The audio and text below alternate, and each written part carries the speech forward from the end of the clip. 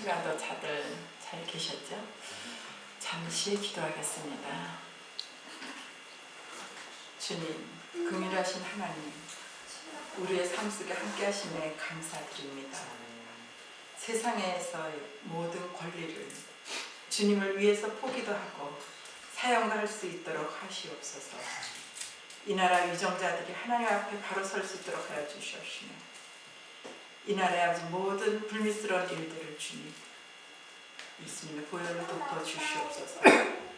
주여 아버지, 이 나라의 위정자들이 무엇을 바라며 무엇을 간구해야 할지 그들을 깨닫게 하여 주시옵소서. 하나님 앞에 그들이 바로 서기를 원합니다. 이 나라의 위정자들은 그들이 얼마나 어깨가 무거운지 그들은 깨닫지 못하고 있습니다. 그들에게 아버지 깨달을 수 있는 지혜와 명철을 주시옵소서. 이 나라를 재해와 전쟁으로 지켜주시길 간절히 바랍니다. 교회가 구원의 방주가 되어 다음 세대와 모든 열방을 구원하는 축복의 통로가 되게 하여 주시옵소서. 한 번뿐인 우리의 인생에 조금도 낭비되지 않게 주의 거룩한 비전과 소명을 따라 살게 하여 주시옵소서. 사역하시는 목사님 성령의 능력을 함께 하시어서 하늘의 평강과 귀히 쓰임받게 하여 주시옵시며, 가장 높은 차원의 예배를 드릴 수 있게 하여 주시옵소서. 더불어 하나님의 영광과 부를 증거할 수 있는 교회가 되게 하여 주시옵시고, 목사님과 교회 위에 함께 하여 주시옵소서. 이 모든 것들을 귀하신 예수님의 이름으로 기도합니다. 아멘. 네. 하나님의 아들이신 창조주이신 예수님께서는 그 모든 영광을 다 버리시고 이 세상에 오셨습니다. 그분은 우리를 위하여서 십자가에 못 박히시고 우리의 질고와 모든 슬픔, 아픔을 위하여 채찍과 가시면류관을 쓰셨습니다. 여러분들은 그분을 위하여 무엇을 하실 수 있습니까? 우리는 하나님을 생각하며 늘 매일같이 묵상도 하지만 그분을 위해서 우리가 할 수 있는 일은 별로 없었습니다. 다만 할 수 있는 일은 주님께 간구하는 기도였습니다. 주님, 무엇을 해주세요? 주님, 내가 아픕니다.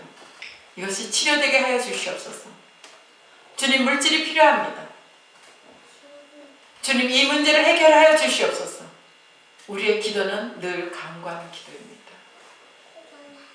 여러분, 하나님께서 우리에게 무엇을 간구하는 기도를 하셨나요? 하나님께서는 우리에게 오로지 평화, 사랑, 믿음, 소망, 그것만을 우리에게 바라고 계십니다. 그분의 마음을 우리가 얼마나 아프게 했나, 그것을 깨달아보는 것이 여러분 믿음 생활에 아주 발전이 있을 것입니다.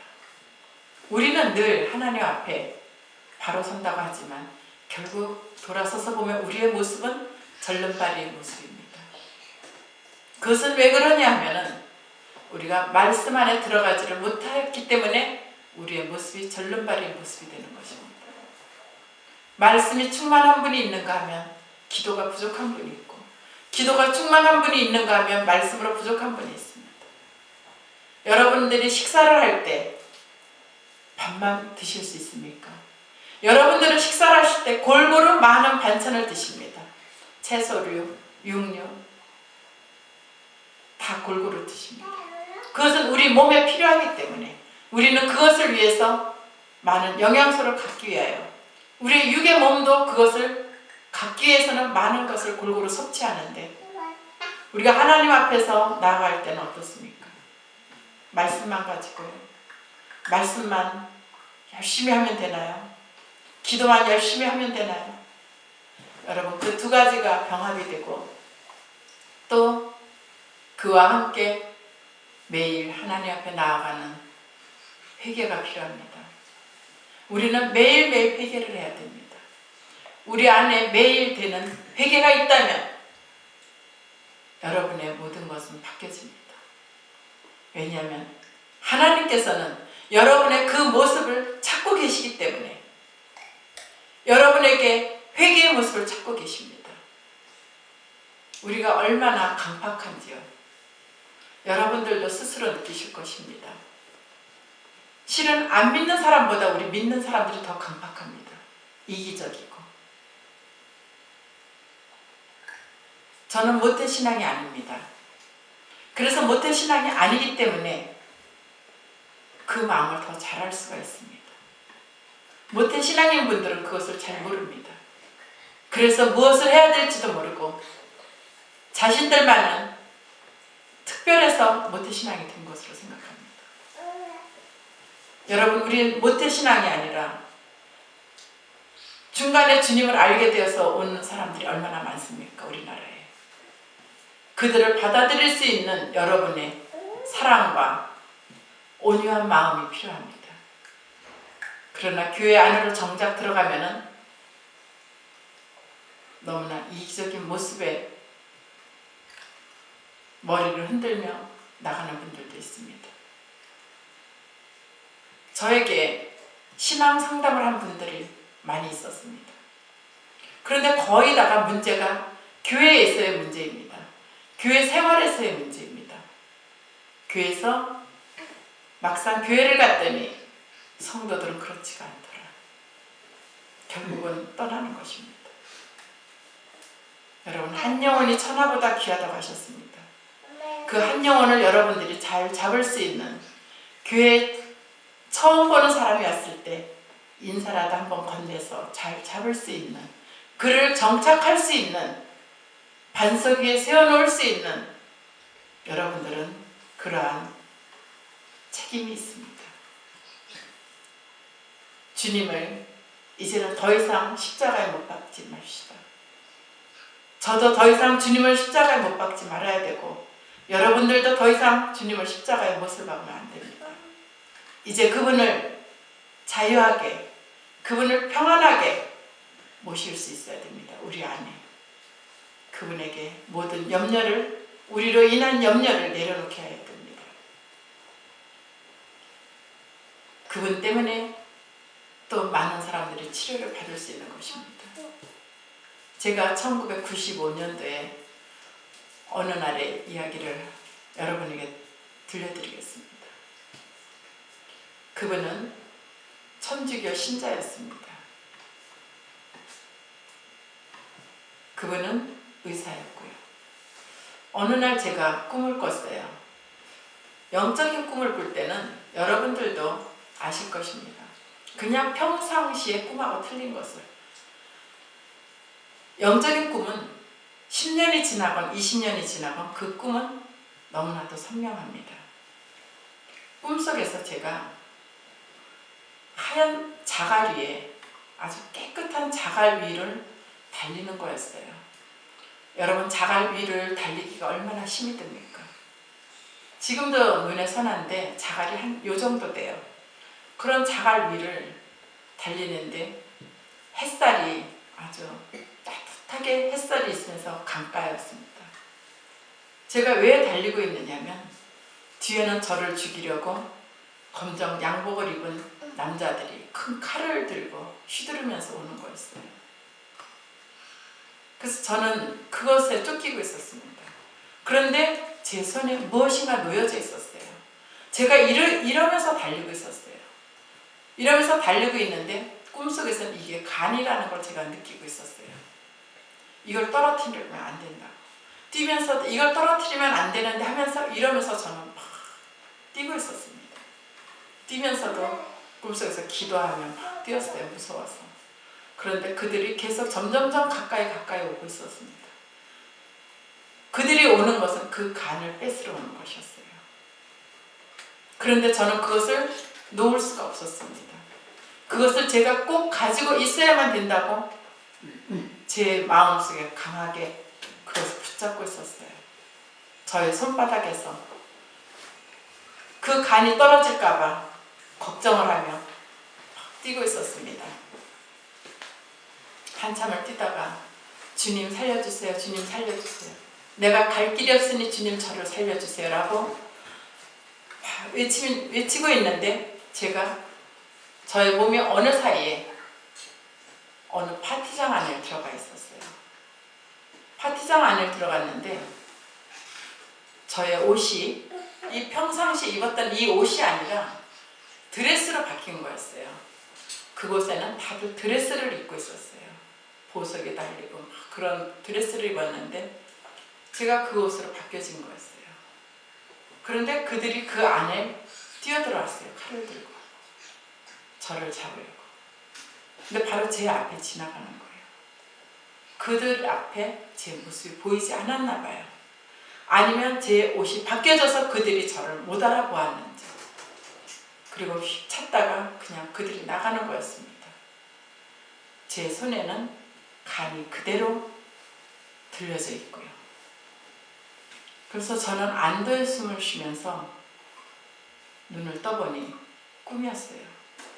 근데 꿈이 너무 끔찍하고 너무 선명하고 그 햇살이 너무 선명하고 그 자갈 위가 너무 아름다웠었고 강가가 아름다웠었고 그것이 생각이 나서 제 남편에게 꿈 이야기를 했어요. 내가 참 이상한 꿈을 꾸었다고. 그럼 좀 그날은 좀 조심을 하게 되었습니다. 좀 신경도 쓰이고 그렇게 3일이 지나갔어요. 아무 일 없이. 그런데 지하 주차장에서 3일째 되던 날 저희 아파트에 사는 2층에 사는 의사 부인을 만나게 되었습니다. 그 사람은 저에게 늘 언니라고 그랬어요. 언니라고 그러는데 저에게 뭐라고 그러냐면 언니 우리 남편이 병원에 입원했어요. 우리 이제 병원 문 닫았어요. 이러는 거예요. 그래서 제가 깜짝 놀라가지고 무슨 암이 걸렸나 이랬습니다. 아니 왜 그러셨냐 그랬더니 대학 때 인턴 때 그때 인턴 과정에서 있을 때 주사 이걸 하다가 주사 바늘에서 찔려가지고 간염이 됐대요. 그 간염으로 계속 앓고 있었대요. 앓고 있으면서 저는 그 간염이 그렇게 무서운지를 몰랐습니다. 앓고 있다가 이번에 이제 완전히 쓰러져가지고 도저히 어떻게 할 수 없어서 종합병원에 지금 입원해 있다는 거예요. 그리고 간호사들을 다 내어보냈대요. 그리고 병원 문도 닫고 병원을 내놓으려고 이제 그렇게 한다 그러더라고요. 그래서 아니 좀 치료하고 나오셔서 하시지 왜 문을 닫고 그러냐 그랬더니 가망이 없다는 거예요. 다른 병원에서 의사들도 가망이 없다는 걸 이야기를 한 거였어요. 여러분들은 간 수치가 얼마가 정상으로 알고 계십니까? 저도 잘 몰랐는데 그분 때문에 알았어요. 40에서 60이 정상이래요. 근데 이분이 1200이 넘는답니다. 그리고 황달과 모든 것이 이제 심해져서 이제는 죽을 날을 기다리는 거라는 거예요. 그래서 저에게 그 이야기를 하는데 저도 참 마음이 아팠어요. 친한 사람이기 때문에. 그래서 그곳을 병문안을 갔어요. 남편하고 함께. 병문안을 간 이유는 뭐 기도를 하러 간 것이 아니라 그 사람은 의사이고 의사가 기도 받겠습니까? 그래서 기도를 하러 간 것이 아니라 이 사람은 친하기 때문에 병문안을 간 것이었어요. 그랬더니 이분이 저희 남편에게 어떤 말을 했느냐면 어디 근교에 텃밭이 있는 조용한 집을 하나 구해달라는 거였어요. 저희 남편에게. 그 사람들이 제주도 사람이 아니었거든요. 어디 의지할 데가 없으니까. 그래서 저희 남편이 그러지 마시고 기운을 내라고 이렇게 말을 했습니다. 그랬더니 자기가 의사이기 때문에 자기 몸을 잘 안다고. 이제는 정리를 해야 된다고. 정리를 해야 되는데 자기 마음에 괴로운 것이 있다면 두 아들과 자기 부인이었어요. 아들이 3살, 한 5살 그랬습니다. 그 아이들을 두고 떠나려니까 마음이 이 사람이 먹먹해지는 거였어요. 그래서 아무튼 이런저런 이야기를 하고 기운 내시라 그러고 그랬는데 이분은 정말 희망이 차 있었습니다. 병원을 개업한 지 6개월밖에 안 되었어요. 그 당시에 개업을 할 때 3억을 들여서 개업을 했어요. 그 당시에 3억이면 또 꽤 큰 돈이죠. 지금보다는. 그렇게 해서 꿈에 부풀어 있었는데 그 모든 것이 이제는 다 빚으로 돌아가게 됐다는 거예요. 자기는 돈을 벌 수 없으니까요. 참 너무나 씁쓸하고 마음 아픈 이야기였어요.